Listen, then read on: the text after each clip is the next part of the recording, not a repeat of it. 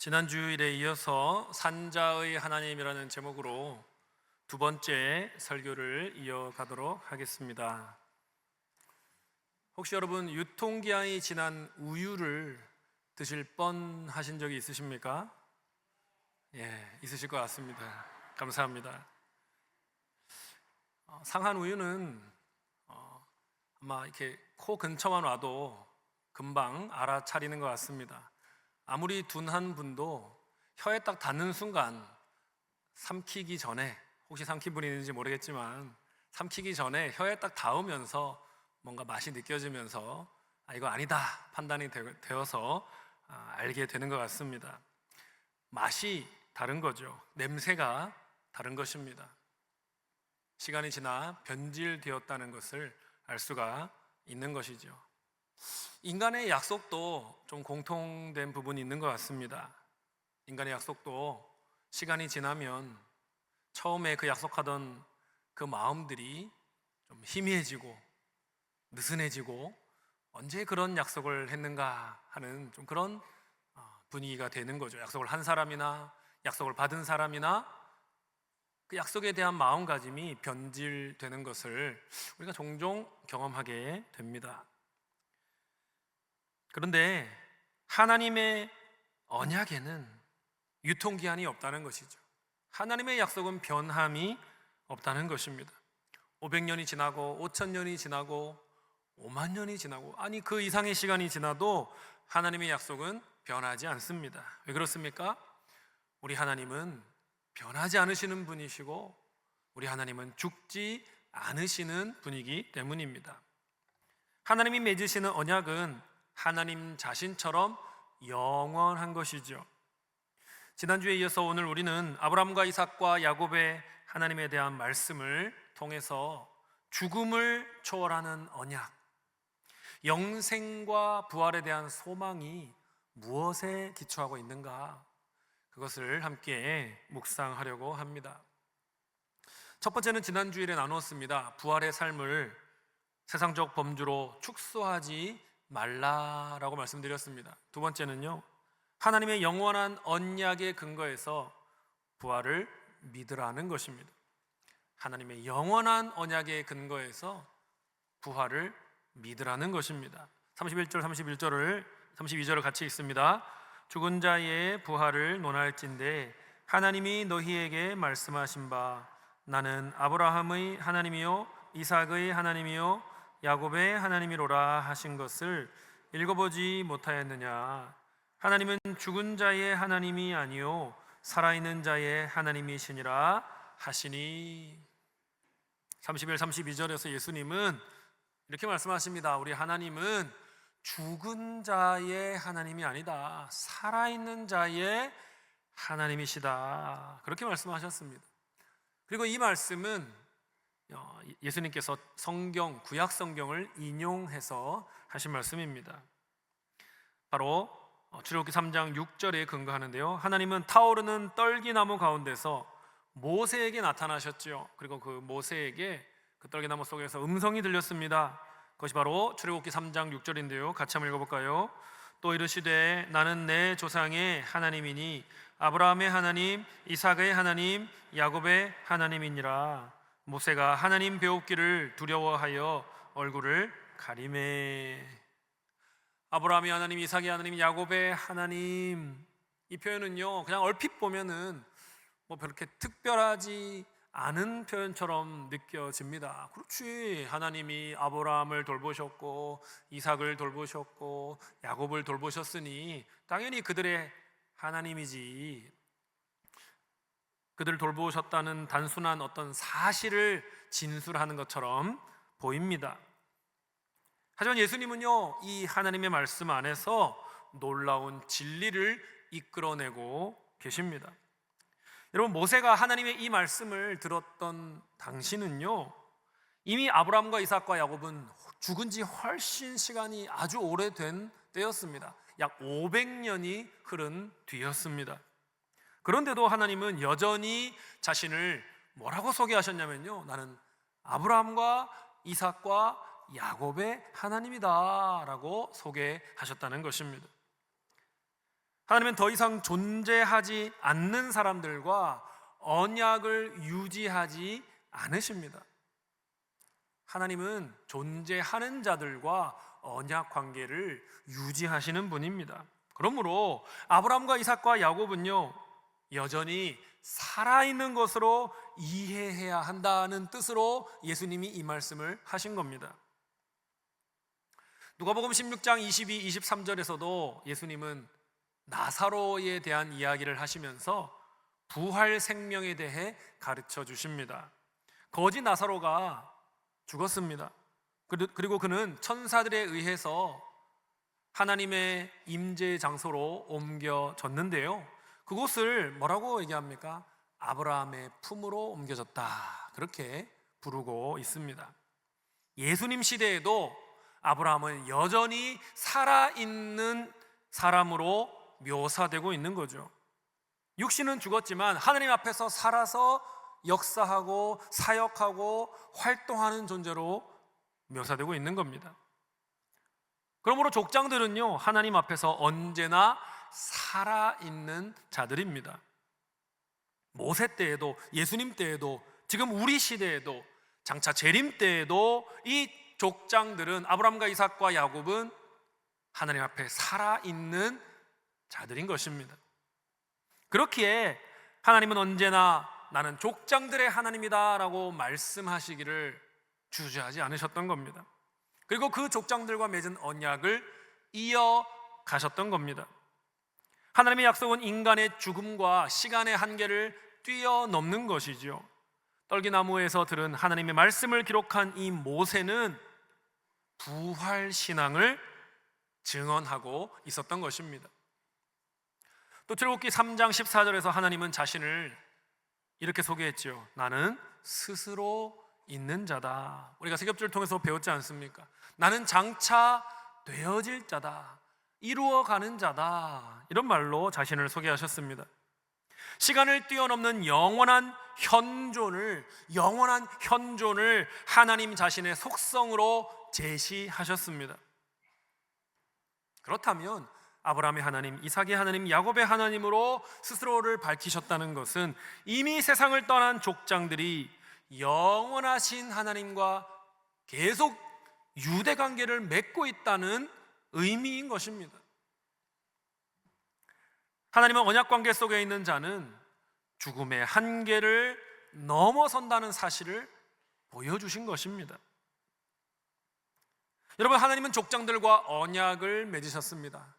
언약이 무엇인지 아십니까? 언약은요, covenant라고 하는 것은요, 두 당사자가 배타적이고 헌신적이고 특별한 관계를 맺기로 약속하는 것입니다. 약속이라는 단어와 언약이라는 단어는 비슷한 단어예요. 그런데 굳이 언약이라는 단어를 쓰는 이유는요, 이 약속이라는 단어만 가지고는 좀 부족한 것입니다. 더 특별한, 더 강력한 연결고리가 있는 그 약속을 언약으로 표현하는 거죠. 아까 말씀드린 대로 배타적인 관계인 거죠. 다른 사람이 침범하거나 그 관계에 영향을 줄 수 없는 배타적인 관계인 거죠. 헌신적인 관계인 거죠. 특별한 관계인 거죠. 그 관계 사이에서 약속한 것을 약속이라는 말로 부족하니까 언약이라는 커버넌트라는 단어를 써서 표현하는 것입니다. 가장 대표적인 언약 관계는 부부인 것이죠. 부부 관계는 특별하지 않습니까? 배타적인 관계이지 않습니까?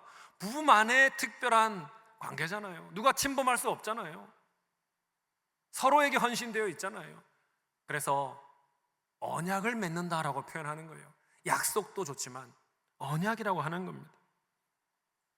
바로 하나님께서는 아브라함과 이삭과 야곱에게 땅과 자손과 복을 주겠다고 약속하셨는데요, 그 약속을 통해 그 족장들과 언약 관계 속으로 들어가신 것입니다. 그런데 그 언약 관계가 족장들이 죽었다고 해서 끝나버리겠습니까? 그렇게 끝나버리는 거라면 하나님의 약속에 유효기간이 있어 버리는 거죠. 하지만 하나님이 족장들과 맺은 이 언약은 그들의 생존 여부와 관계없이 영원한 것입니다. 언약은 죽음보다 강합니다. 영원하고 신실하신 하나님이 맺은 언약은 영원하고 신뢰할 수가 있는 것이죠. 갈라디아 3장 7절을 보면요, 그런즉 믿음으로 말미암은 자들은 아브라함의 자손인 줄을 알지어다라고 했습니다. 믿음으로 말미암은 자들은 아브라함의 자손입니다. 그렇다면 하나님이 아브라함과 맺은 언약은요, 아브라함과만 맺은 것이 아닌 거죠. 아브라함과 맺은 언약은 그 아브라함의 자손들에게도 동일하게 적용되는 언약이 되는 거죠. 아브라함의 믿음을 닮은 모든 신자는 아브라함이 하나님과 맺은 언약을 그도 맺게 되는 겁니다. 따라서 하나님이 무덤 넘어서의 세계까지도 족장들에게 신실하셨다면 오늘 하나님을 믿는 저와 여러분 같은 신자들에게도 우리가 무덤 너머의 세계로 가더라도 마찬가지로 우리에게 신실하시다라는 것을 우리는 믿을 수 있는 것입니다. 아브라함과 이삭과 야곱을 하나님 앞에 영원히 살아있는 자가 되게 하셨다면 그 하나님은 저와 여러분도 하나님 앞에 영원히 살아있는 자가 되게 하시는 것입니다. 결코 깨질 수 없는 하나님의 이 약속으로 인해서 우리는 영원한 미래를 확신할 수 있는 겁니다. 여러분, 한 가정의 자녀들은 부모가 자신을 보호해주고 돌봐줄 거라는 확신을 가지고 있습니다. 부모와 자식 간에 계약서를 쓰지는 않습니다. 막 피로 막 맹세를 하지는 않습니다만, 계약서 쓴 분 계십니까? 네가 배고프면 내가 밥을 해줄게, 네가 옷이 더러워지면 빨래를 해줄게, 용돈이 부족하면 용돈을 줄게 하고 계약서를 쓰신 분 계십니까? 가끔씩 뭐 돈에 대해서는 계약을 쓰는 분들이 있더라고요. 너무 자꾸 달라고 하니까 쓰는 분들이 가끔씩 있는데, 계약서 안 쓰지 않습니까? 계약서 안 써도 평범한 가정에서 자란 자녀라면 암묵적으로 부모에 대한 신뢰가 있는 거죠. 약속을 믿는 거죠. 그 약속을 아는 거죠. 나를 돌봐줄 것이고 나를 먹여줄 것이고 나를 보호해 줄 거라는 것을 믿기 때문에 자녀들은 평안함을 얻는 것입니다. 안전감을 얻는 것입니다. 그런데 여러분, 그 약속을 우리가 계속 지킬 수 있습니까? 영원히 지킬 수 있습니까? 그렇지 못하지요. 지상의 부모들은 언젠가는 죽음을 맞이하지 않습니까? 그런 죽음을 맞이하게 되면 그 자녀와의 약속을 더 이상 지킬 수가 없는 거지요. 인간 부모가 주는 약속은 기한이 있는 약속인 것입니다. 그러나 우리 하나님은 영원한 부모이심을 기억하시기 바랍니다. 우리 부모님은 영원한 부모님이셔요. 돌아가지 않으셔요. 우리와 늘 함께 하셔요. 그러므로 우리 하나님이 주신 약속은 인간 부모의 약속처럼 죽음 때문에 중단될 일이 없다라는 거죠. 하나님은 언제나 살아계시기 때문에 언약의 자녀들의 행복을, 미래를 보장해 주시는 것입니다. 인간이 혹시 우리가 하나님과 언약을 맺은 우리가 죽음을 맞이하게 되더라도, 하나님이 죽지 않는 것은 당연하고, 우리가 죽게 되더라도, 우리의 육신이 이 땅을 떠나게 되더라도 우리를 향한 사랑과 축복이 끊어지지 않는 거예요. 그것이 계속되는 거죠. 우리를 향한 그 약속을 영원히 지키시는 능력과 사랑의 하나님이신 겁니다. 그렇게 부활이라는 것은 하나님의 변치 않는 약속이고 영원한 약속인 것이죠. 우리가 그것을 깨닫는다면 우리는 죽음을 바라보는 방식이 달라질 수밖에 없는 것입니다. 장례식장에 가더라도 우리는 유가족을 피상적으로 위로하는 것이 아니라 하나님의 약속을 분명히 확신하면서 위로할 수 있게 되는 겁니다. 하나님은 죽은 자의 하나님이 아니라 하나님은 살아계신 자의 하나님이시기 때문에 지금 성도의 육신이 죽어서 흙으로 돌아가고 있는 중이라 할지라도 그것이 끝이 아니라는 걸 아는 거죠. 성도는 육신의 죽음에도 불구하고 그의 영혼이 하나님 앞에 살아있다는 것을, 재림의 날이 오면 최종적인 몸의 부활을 경험하게 될 것을 우리는 믿고 있기 때문에 장례식장에 가더라도 좌절과 슬픔만 있는 것이 아니라는 거죠. 소망을 얘기할 수가 있는 것입니다. 장례식에 눈물이 있죠. 아픔이 있죠. 그것이 현실입니다. 그러나 그것만 현실이 아니라 장차 있을 몸의 부활과 영생도 하나님의 약속으로 말미암아 이루어질 현실인 것입니다. 그러므로 육신의 호흡이 끊어진 성도의 여정은 장례식장에서 끝나는 것이 아니라 오히려 새롭게 시작되고 있는 것입니다. 예수님은 사두개인들의 오류를 고쳐주려고 이 이야기를 시작하셨습니다. 그런데 그 예수님의 가르침은 오늘날 저와 여러분의 오류도 바로잡아 주십니다. 여러분, 부활에 대한 믿음은 근거 없는 바람이 아닙니다. 부활에 대한 믿음은 영원하신 하나님의 약속이 결코 깨질 수 없다는 사실에 기초합니다. 육신으로 세상을 떠난 지 오래된 아브라함과 이삭과 야곱에게 나는 너희의 하나님이다 라고 말씀하신 하나님은요, 저와 여러분에게도 너희가 이 땅에 살든지 아니면 이 땅을 떠나 있든지 나는 언제나 너희의 하나님이다 라고 말씀해 주시는 겁니다. 하나님은 죽은 자의 하나님일 수가 없기 때문이죠. 하나님은 언제나 살아있는 자의 하나님이시기 때문입니다. 하나님은 우리가 육신의 죽음을 맞더라도 우리를 하나님 앞에 살아있는 자로 반드시 회복시키실 것을 믿으시기 바랍니다. 그렇게 하실 수 있는 능력을 가지고 계시고 그렇게 하고자 하는 사랑의 마음을 가지고 계신다는 것을 믿으시기를 바랍니다. 사랑하는 여러분, 부활이 있으면 좋지, 부활해서 영원히 살면 좋잖아, 그러니 나는 기왕이면 그냥 부활을 믿을 거예요. 여러분, 주관적인 감정의 기초에서 부활을 믿으라고 말씀드리는 것이 아닙니다. 오히려 깨질 수 없는 하나님의 언약의 근거에서 부활 소망을 가지시기를 바랍니다. 에흐예 아쉐르 에흐예, 야훼 하나님은 스스로 계시는 분입니다. 그리고 영원 전부터 영원 후까지 존재하시는 분이십니다. 항상 존재하시는 분입니다. 하나님은 존재의 근원이십니다. 그 하나님께서 저와 여러분이 그분 앞에 항상 있게 하겠다는 약속을 주신 겁니다. 죽음이 취소할 수 없는 견고한 약속을 주신 겁니다. 하나님은 약속하시는 분이시고 그 약속대로 우리를 위해 헌신하시는 분입니다. 하나님의 영원한 약속과 그 변치 않는 성품으로 인해서 여러분의 부활과 여러분의 영생을 확신하실 수 있기를 바랍니다. 부활과 영생에 대한 담대한 믿음을 가지시고 오늘도 주님과 동행하며 그분의 사랑 안에 담대하게 주신 삶을 살아가는 저와 여러분이 되기를 간절히 축복합니다. 세 번째는요, 회의주의를 버리고 하나님의 계시와 능력에 복종하시기 바랍니다. 회의주의를 버리고 하나님의 계시와 그 능력에 복종하시기 바랍니다. 여러분, 사두개인들이 예수님께 질문을 던졌지요. 부활을 우스꽝스럽게 보이게 하려고 질문을 한 것입니다. 겸손히 예수님께 배우려고 질문한 게 아니에요. 오히려 예수님을 신학적인 함정에 빠뜨려서 예수님을 곤란하게 만들려고 질문을 한 것입니다. 일부러 극단적이고 예외적이고 난해한 질문을 한 것입니다.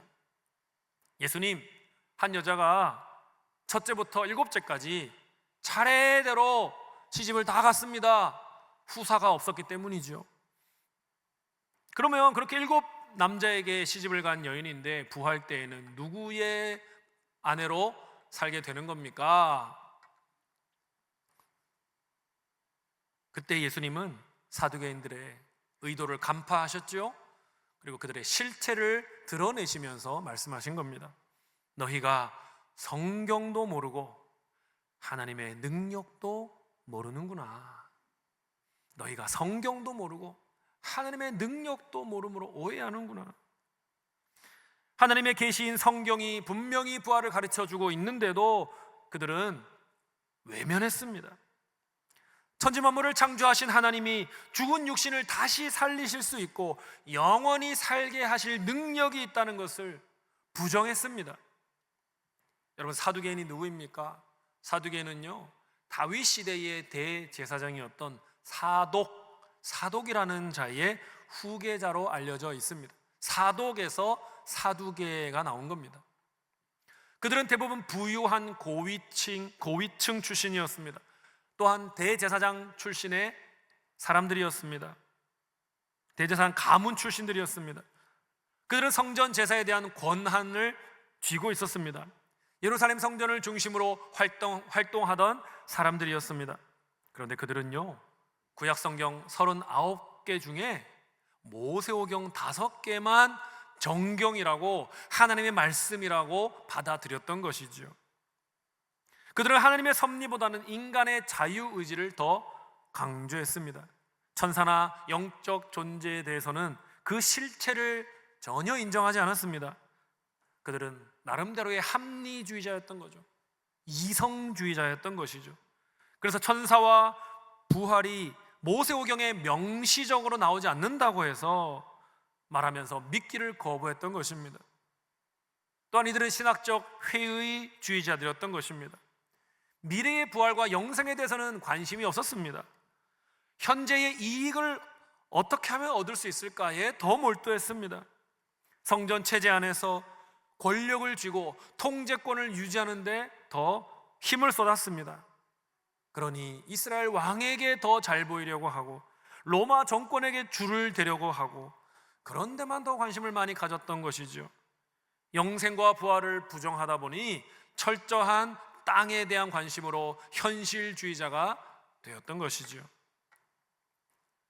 오늘날에도 사두개인을 닮은 분들이 가끔씩 있는 것 같습니다. 성경에 대해서 비판적인 시각을 가지고 일관하는 분들이 있습니다. 성경에 나오는 초자연적인 주장은 받아들일 수 없다고 하는 분들이 계십니다. 이런 분들은 성경을 하나의 고대 문헌으로 여기는 것이죠. 그래서 성경의 내용 중에 현대 과학에 맞는 것, 상식에 맞는 것만 나는 받아들입니다. 그것을 넘어서는 것은 나는 받아들일 수 없습니다. 그런 분들이 있는 것입니다.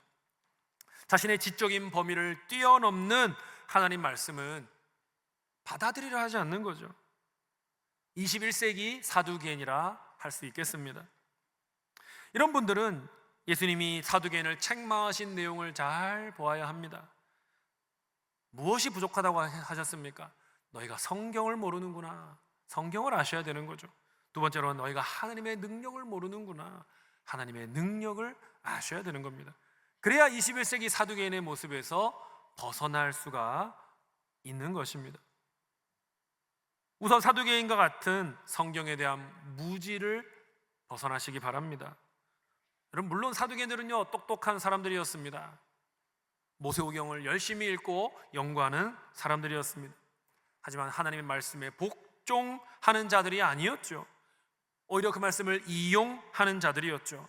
자기의 논리와 주장을 펴기 위해 성경을 이용할 뿐이었지, 그들은 성경의 권위를 인정하고 그 앞에 순종하는 일은 거부했던 자인 겁니다. 예수님이 종교 지도자들한테 너희가 말씀을 읽어보지 못하였느냐 라고 종종 물으셨는데요, 이것은 단순히 글자를 해독했느냐라는 뜻이 아닙니다. 글자야 다 얼마든지 해독하지요. 예수님 말씀은 영적으로 깊이 있는 해석을 해내지 못하는구나, 하나님의 말씀의 진의를 깨닫지를 못하는구나 라는 말씀이었던 것입니다. 사두개인들은 성경을 모세오경만 받아들였습니다. 부활과 천사에 대한 분명한 언급이 있는 다른 성경은 무시했던 것입니다.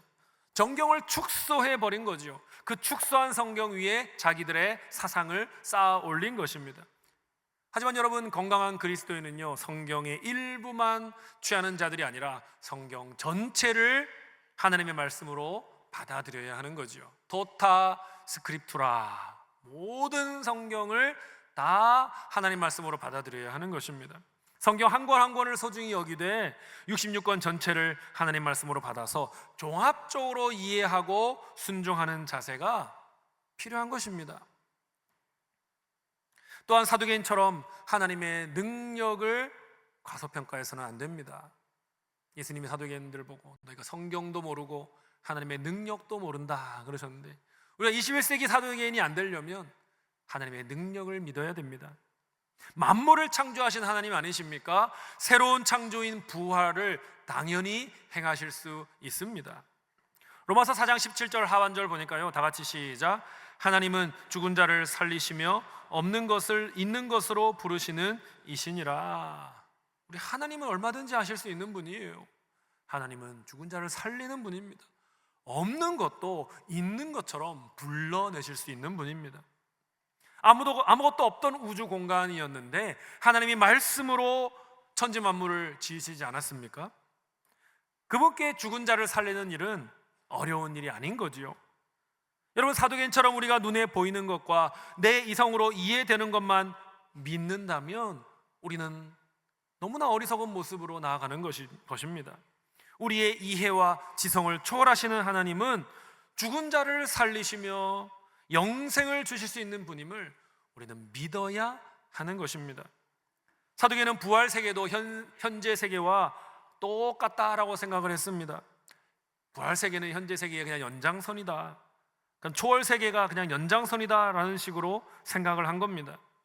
그래서 결혼 같은 인간 관계와 유산 상속 같은 경제 개념도 다 그러한 세계가 있다면 다 똑같은 거지 뭐, 그럼 부활이나 없는 거나 마찬가지지 뭐, 그런 식으로 생각을 한 것이죠.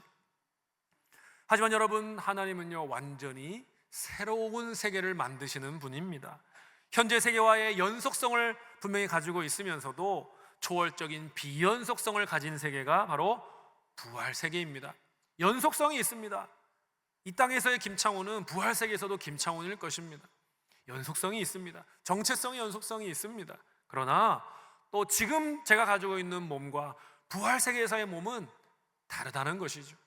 훨씬 아름답고 뛰어나고 많은 능력을 가졌고 영생을 누릴 수 있는 몸인 것이죠.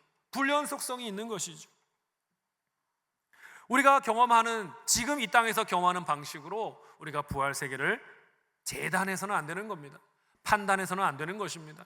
그것은 너무나 어리석은 일인 거죠. 여러분, 전 세계의 산의 진미가 다 차려져 있는 연회장이 있다고 생각해 보시기 바랍니다. 아름다운 음악이 울려 퍼지고 있고 정말 중요한 사람들이 모이는 파티가 연회장에서 이루어지고 있습니다. 그런데 그 연회장으로 통하는 문이 있는데 그 문을 열고 들어가면 여러분은 그 안으로 들어가서 모든 것을 누릴 수가 있는 거예요. 그런데 여러분이 그 문의 열쇠를 받았습니다. 그 열쇠를 여러분이 쳐다봅니다. 그런데 여러분이 생각하는 열쇠와 너무 다른 거죠. 아니, 그 호화롭고 아름답고 산의 진미가 있는 연회장으로 가는 문의 열쇠라면 금칠이 되어 있고 빛과 번쩍하고 화려하게 막 띠로 장식도 되어 있고 그 정도는 돼야지 글로 가는 문이지. 이 뭐 내가 보니까 이거는 그 길로 가는 문의 열쇠가 아닌데? 우리의 편협한 관점대로 그 열쇠를 판단해 버리는 겁니다. 그래서 우리는 축복으로 들어가는 문을 열지 못하게 되는 거죠. 그런 어리석음을 범하면 안 된다는 것입니다. 뭐 예수를 믿으면 천국에 간다고, 예수를 믿고 그분의 십자가 죽음과 부활을 믿고 그분을 위해 살겠다고 하면 천국에 간다고? 뭐 그래. 영생으로 가기 위해서는 엄청나게 도덕적인 삶을 살고 엄청난 기여를 하고 남들에게 다 인정받고 훌륭한 테레사나 간디나 유인 같은 삶을 살아야 천국에 가는 거지. 뭐 천국에 그렇게 쉽게 가. 내가 생각하는 그 문의 열쇠가 아닌데? 그 열쇠를 우리의 생각으로 재단하면 우리는 그 연회장으로 들어갈 수가 없는 거죠.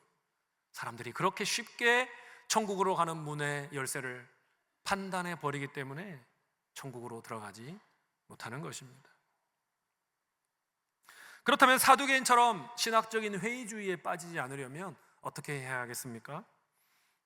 가장 먼저 성경 앞에 복종하는 태도를 가져야 하는 겁니다.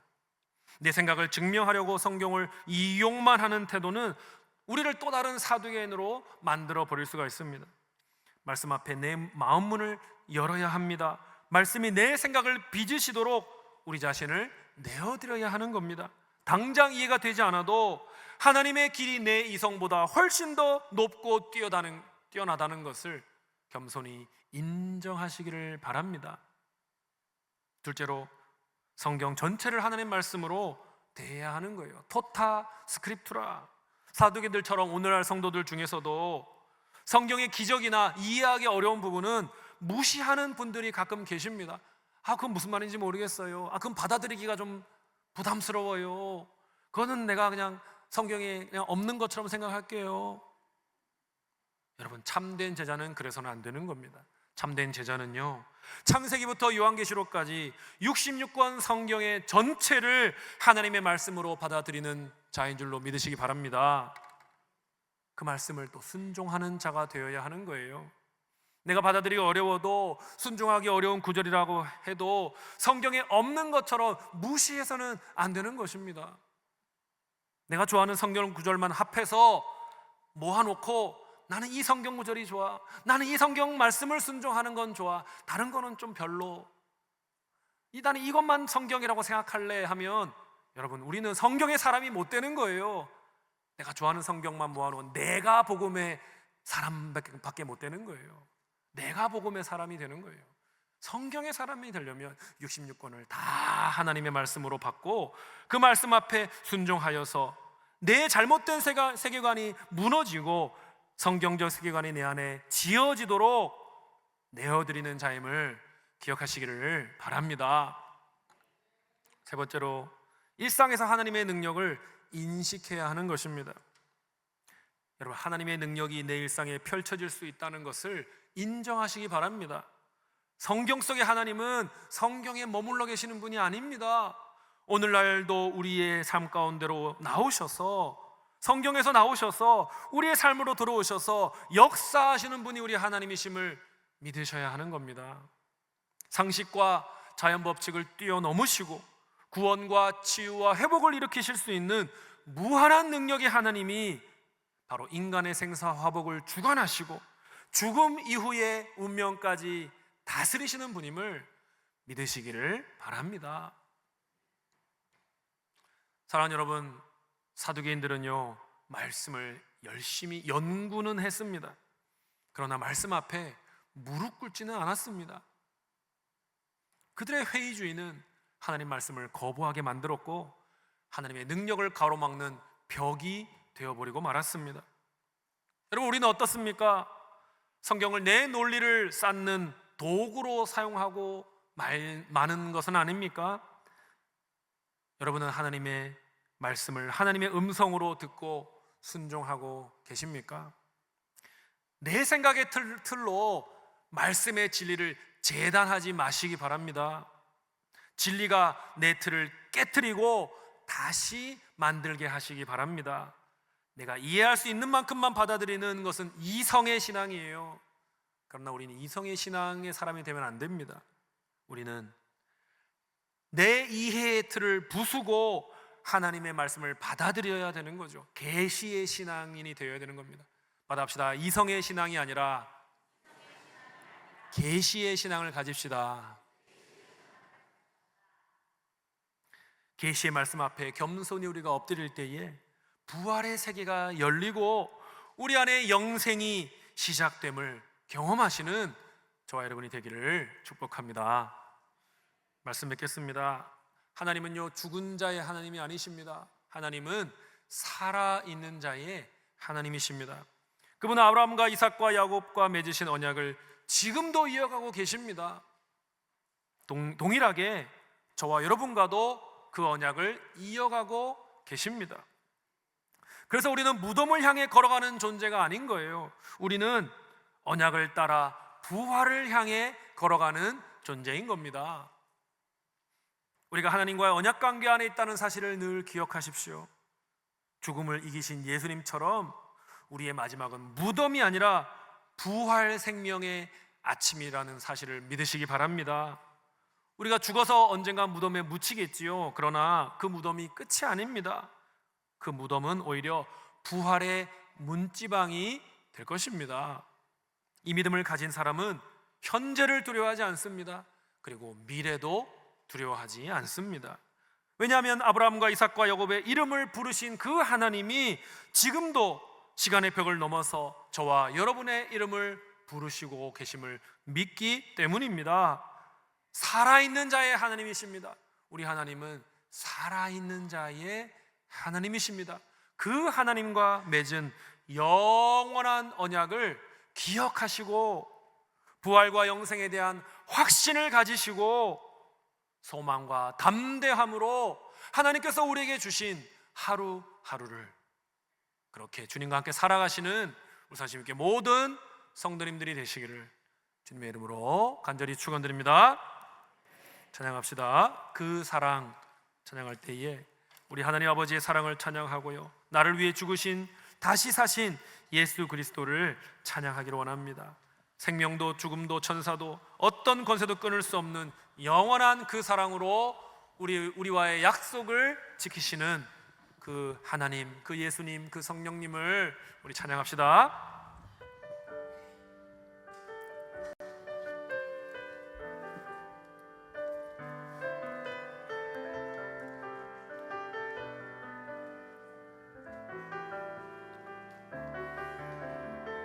아버지 사랑, 아버지 사랑 내가 노래해. 아버지 은혜 내가 노래해. 그 사랑 변함없으신 거짓없으신 성실하신 그 사랑. 상한 갈 때 꺾지 않으시네. 꺼져가는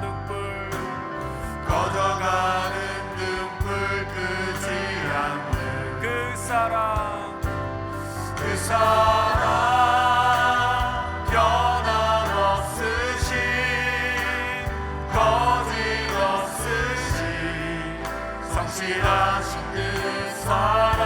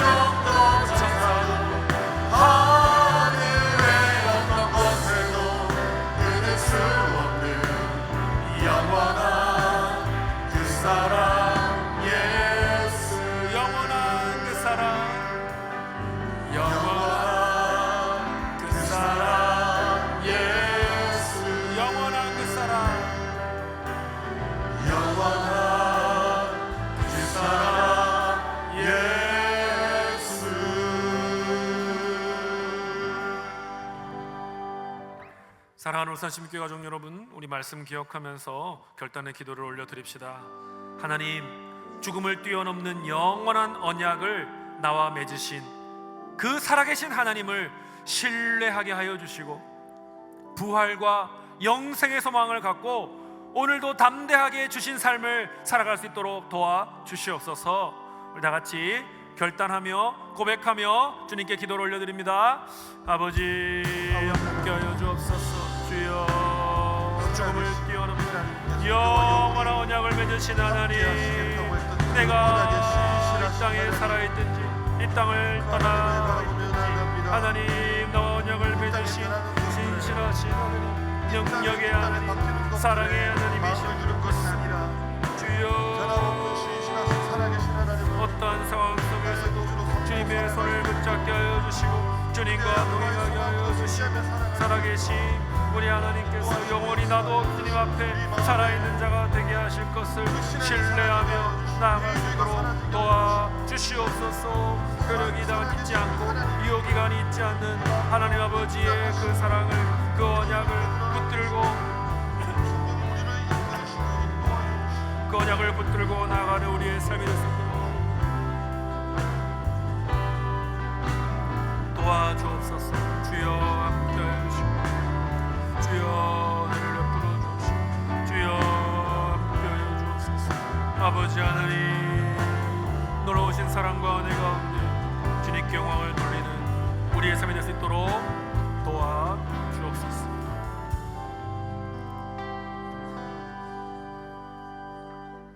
참 좋으신 하나님, 오늘도 우리에게 살아있는 말씀을 들려주심에 감사합니다.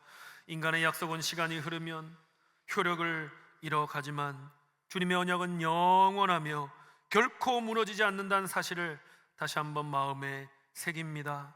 죽은 자의 하나님이 아니라 살아있는 자의 하나님이심을 선포하신 예수님의 말씀을 통해 우리도 아브라함과 이삭과 야곱처럼 언제나 영원히 하나님 앞에 살아있는 존재임을 깨닫고 믿게 하시니 감사합니다.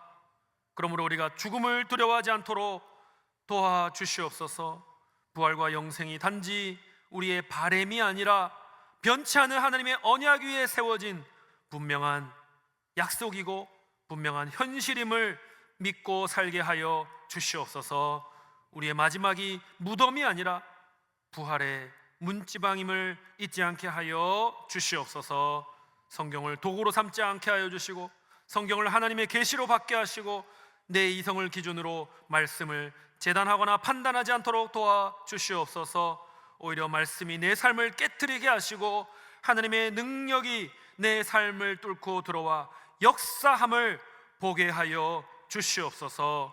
우리가 드린 이 고백이 말로 그치지 않고 삶의 현장에서 순종되기를 소원합니다. 회의주의와 불신의 문은 굳게 닫을 수 있도록 도와주시고 계시와 능력의 문을 활짝 열 수 있도록 도와주시옵소서. 부활의 확신과 소망을 붙잡고 오늘도 영원하신 언약의 백성답게 담대하게 주신 삶을 살아가는 주님의 귀한 백성 되게 하여 주시옵소서. 부활의 첫 열매가 되심으로 우리의 부활을 보증해 주신 구주 예수님의 이름으로 기도드리옵나이다. 아멘. 오늘 말씀을 듣고 결단한 내용에 대해서 기도받기 원하시는 분, 시민교회에 등록하기 원하시는 분, 세례받기 원하시는 분, 중보기도를 부탁하시는 분들은 예배 후에 앞자리로 나오셔서 헌신카드를 작성하시기 바랍니다. 이제 평안한 마음으로 세상에 돌아가십시오. 선한 일에 용기를 가지시고 악을 악으로 갚지 마십시오. 항상 약한 자를 돕고 우는 자를 돌아보며 고난당하는 이웃을 위로하십시오. 모든 사람을 존중하며 주님께 봉사하고 주님을 사랑하십시오. 모든 일을 믿음과 사랑으로 행하며 어떤 일에도 희망을 포기하지 마십시오. 그리고 거룩하신 성령님께 순종하여 기쁨과 감사의 생활을 다시 회복하십시오. 하나님 아버지께서는 항상 여러분과 동행해 주실 것입니다. 아멘.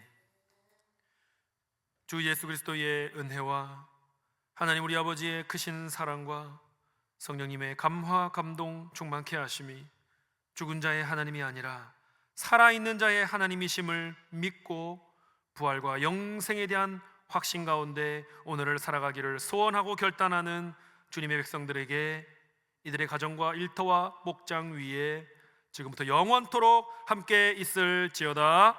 아멘.